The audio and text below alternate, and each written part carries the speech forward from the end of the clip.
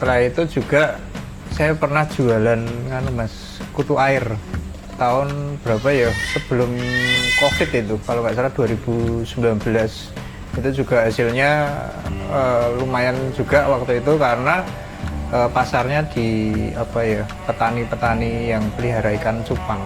Jadi tiap hari mereka selalu butuh kebutuhan kutu air, itu lumayan banyak. Jadi pernah sehari itu saya bisa lebih dari 500.000. Tapi di situ saya juga tertarik kemarin waktu ikut sosialisasi dari Gemafam kemarin, kan juga bilang kalau lobster itu bisnis yang blue ocean ya, bukan bisnis komoditas seperti itu. Terus di lobster saya kira juga, meskipun saya belum tahu hasilnya berapa, tapi untuk lobster ini saya kira menguntungkan, karena untuk biaya operasional sendiri sebenarnya bisa gratis kalau nggak salah pakannya itu. Jadi misalnya kita butuh protein hewani, kita bisa cari keong, kita bisa cari cacing, kita bisa mungkin kalau dikasih kutu air mungkin bisa ya Daphnia magna itu kita bisa budidaya sendiri. Yos, terus kalau untuk protein nabatinya itu ya mungkin di sekeliling kita juga banyak. Mungkin kalau misalnya ada waktu untuk nandur toge dan lain sebagainya, itu juga mungkin bisa gratis saya kira seperti itu. Jadi ya biaya operasionalnya tidak begitu mahal karena tidak ketergantungan dengan pelet. Assalamualaikum warahmatullahi wabarakatuh. Nama saya Adya Dwi Cahya. Saya asli dari Yogyakarta. Rumah saya ada di Jogokarian, tepatnya di belakang Hotelin.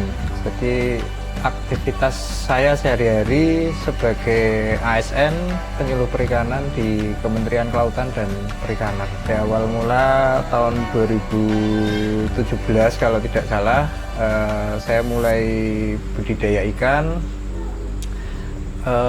tepatnya ikan koki, mas koki waktu itu. Jadi waktu itu banyak istilahnya banyak kontes ikan koki, dan ikan koki juga lucu ya, ikannya gemuk-gemuk, terus ya bagus. Terus karena banyak kenalan yang main koki, jadi saya masuk di situ, di ikan koki seperti itu. Terus setelah ikan koki saya juga mencoba ke ikan gapi, karena dia lebih mudah dibudidayakan juga, dan itu juga terbawa arus karena banyak kontes. Jadi waktu itu kalau banyak kontes ikan hias itu biasanya pasarnya juga semakin kenceng seperti itu. Jadi saya ngikutin tren pasar seperti itu. Setelah itu juga saya pernah jualan mas kutu air tahun berapa ya, sebelum COVID itu, kalau nggak salah 2019. Itu juga hasilnya lumayan juga waktu itu, karena pasarnya di petani-petani yang pelihara ikan cupang. Jadi tiap hari mereka selalu butuh kebutuhan kutu air, itu lumayan banyak.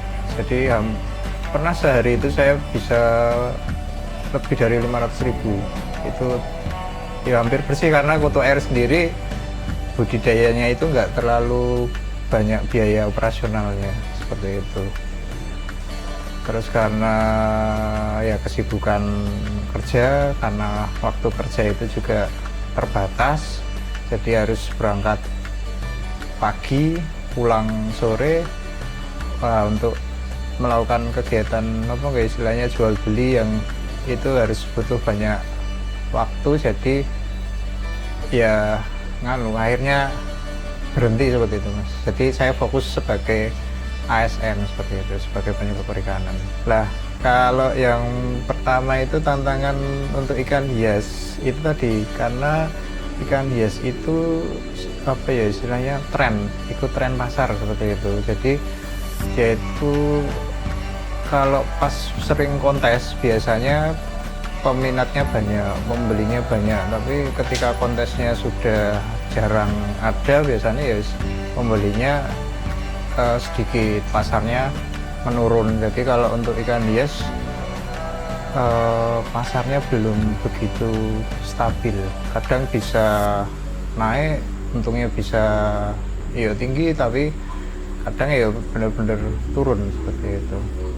Mungkin bisa ambil contoh waktu COVID ya, waktu pandemi itu kan banyak yang di rumah itu, nah itu biasanya banyak yang cari ikan hias.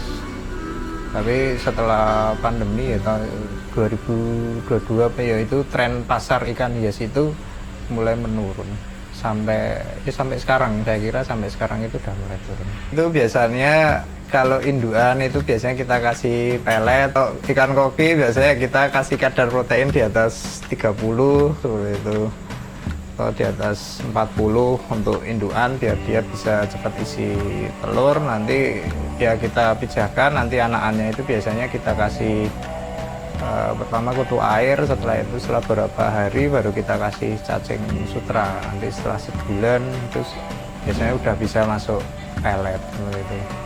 Terus kalau untuk ikan gapi ya sama, tapi biasanya yang proteinnya lebih tinggi, di atas 40 apa ya.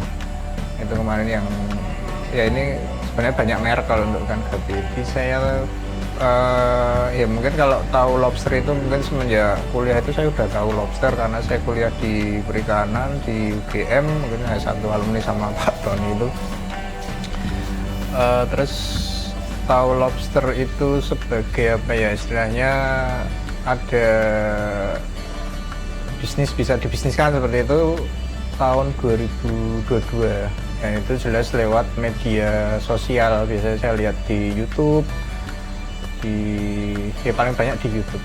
Kalau di IG masih jarang. Waktu itu banyak sekali yang bikin konten tahun 2022 itu tentang lobster. Nah, itu banyak yang bilang profit, ada yang bilang tidak profit itu. Tapi di situ saya juga ya tertarik. Kemarin waktu ikut sosialisasi dari Gemapam kemarin kan juga bilang kalau lobster itu bisnis yang blue ocean ya, bukan bisnis komoditas seperti itu. Terus di lobster saya kira juga, meskipun saya belum tahu hasilnya berapa, tapi untuk lobster ini saya kira menguntungkan, karena untuk biaya operasional sendiri sebenarnya bisa gratis kalau nggak salah pakannya itu. Jadi misalnya kita butuh protein hewani, kita bisa cari keong, kita bisa cari cacing, kita bisa mungkin kalau dikasih kutu air mungkin bisa ya, Daphnia magna itu kita bisa budidaya sendiri. Yus, terus kalau untuk protein nabatinya itu ya mungkin di sekeliling kita juga banyak. Mungkin kalau misalnya ada waktu untuk nandur toge dan lain sebagainya, itu juga mungkin bisa gratis saya kira seperti itu. Jadi ya biaya operasionalnya tidak begitu mahal karena tidak ketergantungan dengan pelet, karena pelet itu kan isunya bukan isu juga sih, karena itu sekarang harganya itu semakin naik ya. Kemarin waktu COVID itu juga hampir sebulan sekali itu pelet itu naik, jadi kelipatan satu sak itu bisa naik 5.000 gitu per bulannya. Ya untuk tips pemula yang mau belajar budidaya lobster dengan modal yang minim tanpa kolam, itu dengan ember biasanya bisa. Jadi dalam satu ember itu bisa diisi satu pasang lobster kalau saya. Jadi kalau untuk pemula itu nggak usah apa ya, muluk-muluk dulu. Jadi pada debarnya nggak usah banyak-banyak dulu, kita coba sepasang dulu dalam satu ember, terus dikasih aerator. Nah, selang aeratornya itu posisi harus di tengah, kalau di pinggir pasti nanti hilang itu lobster. Karena lobster itu ahli memanjat saya kira. Terus pakannya juga yang ada di dapur saya kira cukup kayak gitu.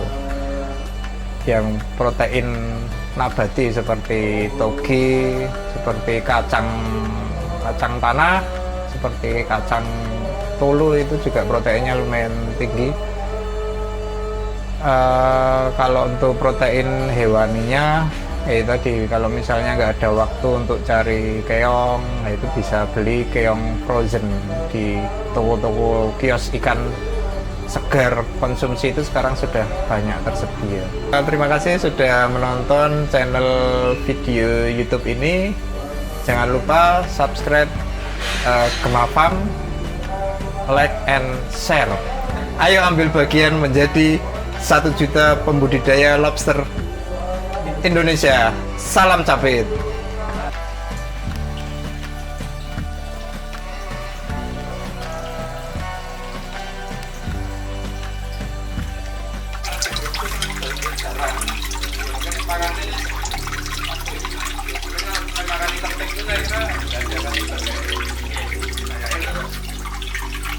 Pak Tony itu kemarin karena terlalu padat kan itu ya